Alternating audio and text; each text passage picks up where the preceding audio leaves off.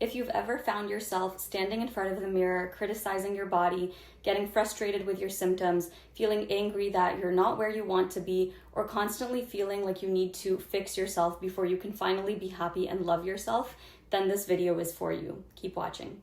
One of the biggest misconceptions that we see in the health world is that if we're hard enough on ourselves, eventually it will change. Many of us have been taught or have picked up on the idea that if we criticize ourselves enough, push ourselves enough, shame ourselves enough, we'll finally become healthier, happier, more disciplined, more motivated, or more successful.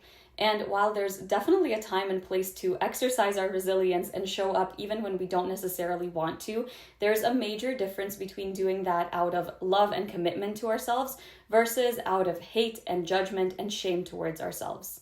And this is exactly what might be keeping you stuck without you having any idea of it. Hi everyone, I'm Estie from SoulWell, and at SoulWell, my mom, who is a clinical herbalist, and I, a holistic nutritionist, help ambitious women achieve better energy, regulated hormones, a reversal of a variety of symptoms, emotional stability, and the sky-high confidence that they deserve. And we do this through a 4-layer healing approach that addresses the physical body, the nervous system and the emotional layer, the subconscious mind, and the energetic layer of health. And in today's video, I want to talk about something that I see all the time with women who are trying to heal. And yes, I was one of them too. They're doing all the right things on paper, they're eating well, they're taking their supplements and even following health protocols, they're trying to fit exercise into their schedule, trying to eat well, trying to manage their stress, but underneath all of those efforts, there's this constant internal dialogue that sounds something like, I'm not good enough, I should be doing better, my body is failing me, I need to fix myself, I'm so behind in life, why can't I just be like those other women that seem to have it all together? And that internal dialogue matters more than most people realize. Like I mentioned earlier, many of us were taught from a really young age that criticism creates improvement. So we bring that same mentality into our own health journey. We think, if I hate my body enough, I'll finally lose that weight. If I'm hard on myself enough, I'll finally stay consistent. If I judge myself enough, I'll finally change and become better. But that's just not how human beings work, especially not when it comes to healing. One of the things we teach our clients is that the body is always listening, not just to what you're eating, not just to what supplements you're taking, but also to the messages you're repeatedly sending yourself, as well as to all the emotions that go unprocessed. But that's something that we'll touch on in another video. But back to the inner dialogue piece. When your inner critic is constantly telling you that you're broken, that you're failing, that you're behind, or that you're not enough, your nervous system receives those messages as stress. The body doesn't feel safe. And when the body doesn't feel safe, it prioritizes survival.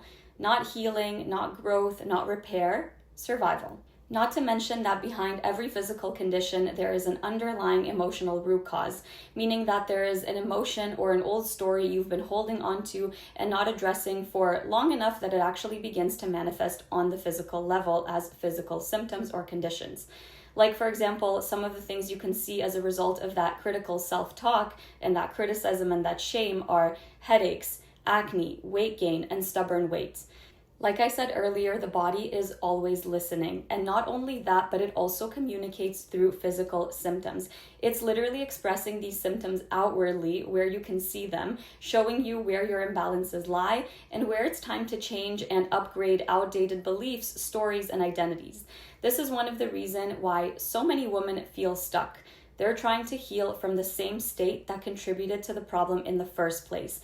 Meanwhile, there are so many deeper things going on under the surface that are just waiting to be looked at and addressed and changed. Now, when you're in this place of constantly criticizing yourself and focusing on what's wrong with you, your brain starts to find even more evidence of what's wrong with you. Don't we love that? You've subconsciously created the identity of you being not good enough and broken, and so this structure in your brain called the RAS, or the reticular activating system, makes it its job to find even more evidence to prove this belief right. The RAS basically takes subconscious priorities and pushes them out into your conscious awareness. This is why, for example, and maybe you've heard of this example before, and I'm sure that you've experienced it or something like it, Once you decide to buy a specific car, again, as an example, you suddenly start seeing that exact model and that exact color of the car everywhere. Your subconscious told the RAS that that car is important to you, so your RAS constantly starts highlighting it for you in your reality. And the same thing happens with certain beliefs that you hold. Your RAS and your subconscious mind will bring into your conscious awareness only what aligns with those beliefs, while filtering out anything that doesn't match up with that belief. Now, this is where self-compassion comes in. And whenever I talk about self-compassion, some people immediately start to worry that it means lowering their standards or giving up. But that's not what I'm talking about at all. Self-compassion doesn't mean accepting suffering. It doesn't mean avoiding growth. It means supporting yourself through growth instead of attacking and shaming yourself into growth. Think about it this way. If your child was struggling, would you motivate them by constantly telling them that they're not good enough? Probably not. You'd encourage them, you'd support them, you'd remind them of their strengths. And yet, so many women speak to themselves in ways that they would never speak to someone they love. The work that my mom and I do at SoulWell is focused on not just changing symptoms. We know that a major part of healing is about changing your relationship with yourself first. Because if your identity is built around being broken, exhausted, anxious, or not enough, your mind will keep trying to reinforce that identity, and that's what you're going to keep seeing in your reality. Healing requires creating a new self-image, and it requires high levels of unconditional love. And trust me, I know how cliche and abstract self-love sounds. We've all heard of terms like self-love being thrown around before, and then tried to implement this self-love by treating ourselves to a bubble bath or a glass of wine at the end of the day, or a nail day or a spa day, hoping something would change. But actually developing unconditional love for yourself goes so much deeper than that. It's finding and shifting limiting beliefs that don't serve you anymore. It's learning to love and see the perfection in everything that makes you you. Everything that you've done, everything that was done to you, everything that's part of your journey, everything that you currently are. It's healing your self-image. And I used to have absolutely no idea how to achieve this before I got into this work that I currently practice. I'd just be trying things, shooting in the dark, hoping something I do will help me like myself more. But there are actually very specific tools and systems to do this. And that is exactly what we do with our clients. When you actually heal your self-image and begin to unconditionally love yourself, this is when everything starts to change. Your health, but also so much more than that. Your relationships, your career, your finances, your nervous system, everything is dependent on that.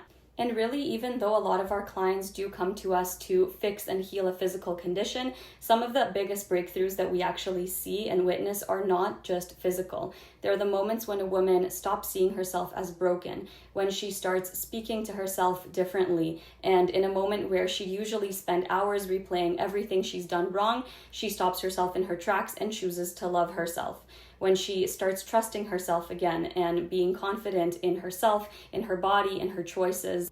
We know firsthand and through experience with our clients that real lasting healing can only happen when your body and mind work together.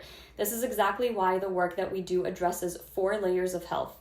We work on the physiological foundation, like addressing underlying inflammation, metabolism, blood sugar regulation, sleep, gut health, hormone balance, and just making sure that all of the systems in your body are working harmoniously together. This is obviously a super important step and we'd never skip it, but we also don't stop here. We also then address the nervous system and emotional health. We identify and reprogram subconscious beliefs that are keeping you stuck. And finally, we make sure that the energetics of your body are working harmoniously as well, because we're all 100% physical and 100% energetic beings. More on that in another video. If this conversation resonated with you and you're starting to realize that there may be subconscious beliefs or identity patterns influencing your health and your life, we've actually created a much deeper free training where we explain our 4-layer healing framework in more detail and show you how these patterns can affect everything from your physical health to your relationships. The link is in the description below. That's it for now, and see you in the next video.